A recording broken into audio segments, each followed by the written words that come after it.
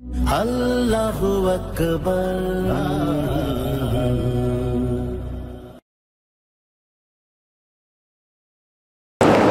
সম্মানিত সুধীমণ্ডলী, আমরা সূরা নিসার ৭৭ নম্বর আয়াত থেকে ধারাবাহিক আলোচনা করব ইনশাআল্লাহ।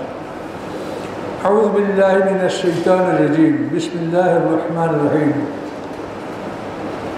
আলাম তারা ইলাল্লাযীনা ক্বিলা লাহুম কুফফু আইদিয়াকুম ওয়া আকিমুস সালাতা ওয়া আতুজ যাকাতা ফালাম্মা কুতিবা আলাইহিমুল কিতালু ইযা ফারিকুম মিনহুম ইয়াখশাউনা আন-নাসা কাখাশিয়াতিল্লাহ আও আশাদ্দা খাশিয়া। আল্লাহ রাব্বুল আলামিন বলেন, আপনি কি দেখেন নাই ওই সম্প্রদায়ের প্রতি যাদেরকে বলা হয়েছিল যে তোমরা হাতকে গুটিয়ে রাখো, অর্থাৎ তোমরা যুদ্ধ করো না, কি করবা? ও আকিমুস সালাত ওয়া আতুজ যাকাত, তোমরা সালাত প্রতিষ্ঠা করো, যাকাত আদায় করো, তোমরা যুদ্ধের জন্য হাত বাড়িও না। ফালাম্মা কুতিবা আলাইহিমুল কিতালু, অতঃপর যখন তাদের উপরে আল্লাহ তাআলা লড়াই ফরজ করে দিলেন, ইযা ফারিকুম মিনহুম ইয়াখশাউনা আন-নাসা কাখাশিয়াতিল্লাহ, তখন তাদের একদল মানুষকে এমনভাবে ভয় করতে শুরু করলো যেরকম আল্লাহকে ভয় করতে হয়। আও আশাদ্দা খাশিয়া, অথবা আল্লাহকে যেভাবে ভয় করতে হয় তার চাইতে বেশি ভয় করতেছিল মানুষকে তারা। অকল, এবং তারা বলল, রব্বানা লিমা কাতাবতা আলাইনাল কিতাল, হে আমাদের রব, আপনি আমাদের উপরে লড়াই ফরজ করলেন কেন? লাউলা আখারতানা আজালান করিব, আরও কিছু সময়ের জন্য আমাদেরকে অবকাশ দিলেন না কেন? কুল, হে রাসূল, আপনি বলে দেন, মাতাউ দুনিয়া কালিল, দুনিয়ার ভোগ বিলাস সামান্য, ফল আখিরাতু খায়রুল লিমান ইত্তাকা, এবং আখিরাত উত্তম তাদের জন্য যারা আল্লাহকে ভয় করে, ওয়ালা তুজলামুনা ফাতিলা, এবং তোমাদের উপরে বিন্দুমাত্র জুলুম করা হবে না। এখন একটা ব্যাখ্যা শুনলে আমরা নিশ্চয় বুঝতে পারবো। আল্লাহ রাসূল নবুয়ত লাভ করার পরে 13 বছর মক্কায় ছিলেন। তো এই সময় মক্কাবাসীরা নানা রকম জুলুম অত্যাচার করতো মুসলমানদের উপরে। তখন মক্কার মুসলমানরা রাসূলের কাছে অনুমতি চাইল যে আল্লাহর কাছে বলেন আমাদেরকে যুদ্ধের জন্য আদেশ দেওয়া হোক। তো তাফসীরকাররা বলে যে এইভাবে তারা অন্তত 70 বার আল্লাহ রসুলের কাছে অনুরোধ করছে যে আল্লাহর কাছে বলেন আমাদেরকে যুদ্ধের আদেশ দেওয়া হোক, আমরা যুদ্ধ করে মরব, আমরা এই অত্যাচার সহ্য করবো না। কিন্তু আল্লাহ অনুমতি দেন নেই। কিন্তু বিরাটটা বোঝার ব্যাপার যে আপনি কয়েকটা লোক মাঠে দিয়ে সব ধ্বংস হয়ে যাবেন, এটা আল্লাহ চান না। আল্লাহ এমন একটা সময় তাদেরকে যুদ্ধের আদেশ দিয়েছে যে তখন তারা পরাজিত হবে না, তারা জয়যুক্ত হবে। তো যুদ্ধ কখন করতে হবে এটা আল্লাহ কোরআনে বলে দিয়েছেন। কিন্তু এটা রাসূলের সাহাবী, তারা তো আমাদের সাথে অনেক জ্ঞানী ছিলেন, কিন্তু তারাও ধৈর্য ধারণ করতে পারেন নাই, রাসূলকে বারবার অনুরোধ করেছেন। আমাদের সমাজের লোকেরও কিন্তু একই অবস্থা। তারা বলে আপনি আন্দোলনের কথা বলেন না কেন, আন্দোলন করেন না কেন, ইত্যাদি ইত্যাদি আমাদের লোকেরাও বলে। কিন্তু আল্লাহ তাআলা যে বিধানটা কি রেখেছেন সেটা লক্ষ্য করতে হবে। আল্লাহ তাআলা সূরা আনফালে স্পষ্ট বিধান দিয়েছেন যে তোমরা অন্তত শত্রুপক্ষের 3 খাও, ওরা 2, তোমরা 1। তোমরা এই অবস্থায় তোমরা গণিত হও। এই একম মিনকুম মিয়াতুন সাবিরাতুন ইয়াগলিবু মিয়াতাইন, তোমাদের 100 যদি ধৈর্যশীল হয় তাহলে তোমরা 200 লোকের উপরে, 200 কাপের উপরে লড়াই করে জিতবে। ওয়াই একম মিনকুম আলফু ইয়াগলিবু আলফাইন, তোমরা যদি 1000 হও তো 2000 উপরে লড়াই করলে তোমরা জিততে পারবে। এটা সূরা আনফালে এটা বিধান দিয়ে দিয়েছেন। তো এখন সারা পৃথিবীর যারা মানুষ, এই মানুষ কিন্তু 2 দল, মুমিন এবং কাফের। কিন্তু আমরা কিন্তু মুসলমানরাই 73 বানাই রাখছি, আর অন্যরা তো আরও অনেক দল আছে। তা আল্লাহ সেটা বলেন না। আল্লাহ বলেন মানুষ হলো 2 দল, মুমিন এবং কাফের, এর বাইরে কোনো মানুষ নাই। এই বিষয়টা মানে বাংলা ভাষায় আমার বুঝাতে একটু কষ্ট লাগে। কাশিমুস শাহ জেদ্দুস শাহ কিসমুসাই নফসুসাই একটা থিওরি, মানে তাকসিম বা বিভাজন, বিভক্তকরণ। এই বিভক্ত করতে হয় জেদ্দুসাই, মানে বিপরীত জিনিসকে। মাছ মাংস এটা আপনি ভাগ করেন, এইটা মাছ এটা মাংস। জেদ্দুসাই, জেদ মানে বিপরীত, বিভক্তি হচ্ছে বিপরীত জিনিসের। একই জিনিসের বিভক্তি হয় না। আপনি মাংস, মাছ মাংস এটা ভাগ করলেন, এখন এই মাংসকে আপনি ভাগ করলে এটা ভাগ হয় না, ওই একই জিনিস থেকে যায়। কিরকম কি, এটা গরুর মাংস, ওই মাংস আছে, এটা ছাগলের মাংস, এটা মুরগির মাংস, এটা ভেড়ার মাংস। তা আপনি ওই মাংসকে যতই ভাগ করেন কিন্তু মাংসই থেকে যাচ্ছে। কি বুঝতে পারছেন? মাছকে যদি আপনি ভাগ করেন, এটা রুই মাছ, এটা কাতলা মাছ, এটা শীতল মাছ, এটা ফলি মাছ, এটা কই মাছ, মাছ কি মাছই থাকছে। কিন্তু এইটা বলা হয় যে একই জাতীয় জিনিসকে ভাগ করলে সেটা বিভক্ত হয় না, বিপরীত জিনিসের হয় ভাগ। কাশিমুসাই জেদ্দুসাই। তো এই জন্য মোমেন এবং কাফের এই দুটো হলো জেদ্দুসাই, একটা আর একটা বিপরীত। আর মোমেন আপনি যাই ভাগ করেন, আহলে হাদিসও মুসলমান, হানাফিরাও মুসলমান, সুন্নিরাও মুসলমানরা, এভাবে সবাই কিন্তু মুসলমান। তো এই জন্য আল্লাহ বলছেন যে পৃথিবীর মানুষ হলো দুদল, মোমেন এবং কাফের, এর বাইরে কোনো মানুষ নেই।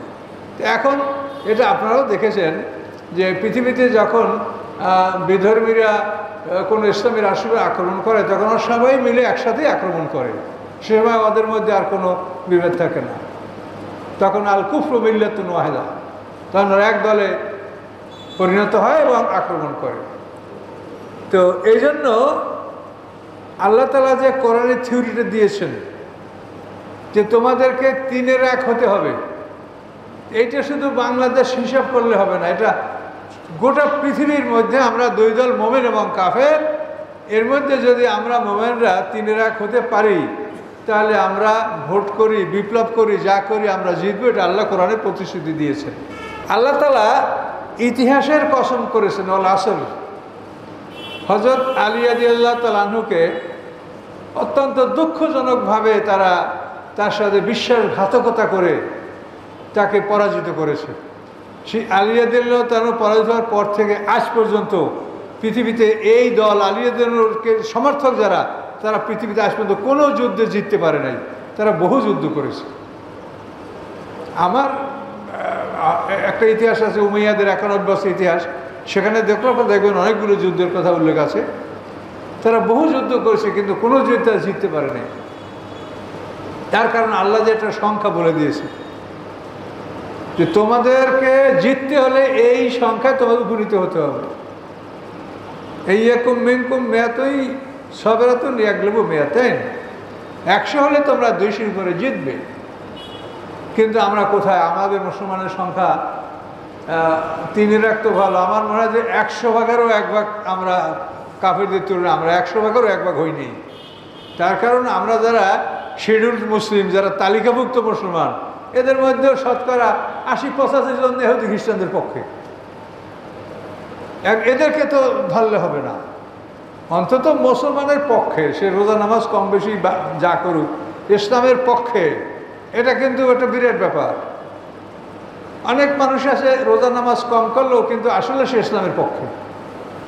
আবার আমরা অনেক মানুষ এমন আছি যে রোজা নামাজ ঠিকই করছি কিন্তু আসলে ইসলামের বিপক্ষে। এটা কিন্তু আপনারা চিন্তা করলে এবং নিজেরা লক্ষ্য করলে দেখতে পারবেন যে একটা লোক রোজা নামাজ করছে কিন্তু সে ইসলামের বিপক্ষে। আর এমন বহু লোক আছে সমাজে যে রোজা নামাজ আল্লাহকে মানে, রোজা নামাজ করে, হয়তো একটু কম করে, কিন্তু ইসলামের পক্ষে। সে ইসলামের বিপদের জন্য সে নিজে জীবন দেওয়ার জন্য প্রস্তুত হয়ে আছে। কাজে এই জন্য এই বিষয়গুলি ফয়সালা আল্লাহর হাতে, বিচারক তিনি জানেন মনের খবর, আমরা কিছু জানি। ইন্নাহু আলিমুম বিযাতিস সুদূর, আমাদের মনে কার কি আছে এটা তিনি জানেন, বিচার তিনি করবেন। তো সম্মানিত সুধী মণ্ডলী, এখানে যে কথাটা বলা হয়েছে যে যুদ্ধ করার জন্য তারা আল্লাহ রসুলকে বারবার পিড়াপিড়ি করতেছিল, এমনকি তারা 70 বার আল্লাহ রসুল অনুরোধ করেছে, আল্লাহ বলছেন সময় হয়নি। এরপরে আল্লাহ রসুল হিজরত করেছেন নবুয়তের 13 বছরে, হিজরতের 6 মাস পরে যুদ্ধের আয়াত নাযিল সূরা হজের মধ্যে, উযিনা লিল্লাযীনা ইউকাতালুনা বিআন্নাহুম যুলিমু। এই আয়াত নাযিল হয়েছে হিজরতের 6 মাস পর। এখন যুদ্ধের আদেশ নাযিল হওয়ার পরে যারা এত পিরিয়াপিরি করছে তাদেরই একটা দল এখন মানুষকে আল্লাহর চাইতে বেশি ভয় করে আর বলে যে আল্লাহ এখনই যুদ্ধের আদেশ আমাদের উপরে কেন দিলেন, আরও কিছুদিন বিলম্ব করা কেন হলো না? এই কথাটা আল্লাহ এখানে বলছেন। তো এই যুদ্ধ বিগ্রহ এবং ইসলামী বিপ্লব এটার ব্যাপারে আল্লাহ যেটা বলেছেন এটা হলো বিজয়ের ব্যাপার। কিন্তু এরপরে যদি দল আমরা 3-1 না হইতে যুদ্ধ করা যাবে কি না এটা সম্পর্কে আল্লাহ না করেন নাই, কিন্তু বিজয়ের কথা বলেন নাই, যে জয়যুক্ত হবে এটা বলেন নাই, কিন্তু তোমরা করলে পড়তে পারো। অন্য একটা আয়াত আছে সেখানে আল্লাহ বলা হয়েছে, আল্লাহ বলেছেন কাম্মেম ফিয়াতেন কালিলাতেন গালাবাত ফিয়াতান কাসীরাতাম বিইজনিল্লাহ। আল্লাহ বলেন বহু ছোট ছোট দল বড় দলের উপরে জয়যুক্ত হয়েছে। যেমন বদরের যুদ্ধে 313 জন, ওরা ছিল 1000 ক্যাভালরি, আর এরা ছিল 313 জন। এদের মধ্যে সর্বমোট ছিল বদরের যুদ্ধে মুসলমানদের কাছে 70টা, তলোয়ার ছিল 8 খান, ঘোড়া ছিল 2টা। তো এই নিয়ে কিন্তু ওরা 1000 ক্যাভালরি ঘোড়সওয়ার এদের মধ্যে যুদ্ধ করে জিতলো। এবং এরা এমন না যে ওরা পাঠান আর আমরা বাঙালি এই জন্য আমরা হারি, তা না, ওরা একই জায়গার লোক।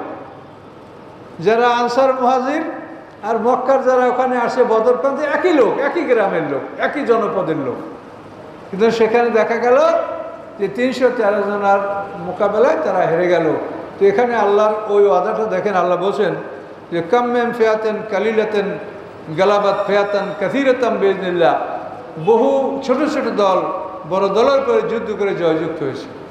তো এগুলির ইতিহাস আমরা কোরআনে যদি দেখি দেখা যাবে যে এই ছোট ছোট দল যে যারা জয়লাভ করেছে তাদের মধ্যে নবী রাসূল ছিল। দাউদ আলাইহিস সালাম ওরকম জালুত বাদশার বিরুদ্ধে যুদ্ধ করে জিতেছে, সূরা বাকারা আপনারা শুনেছেন, ও কতলা দাউদ ও জালুতা।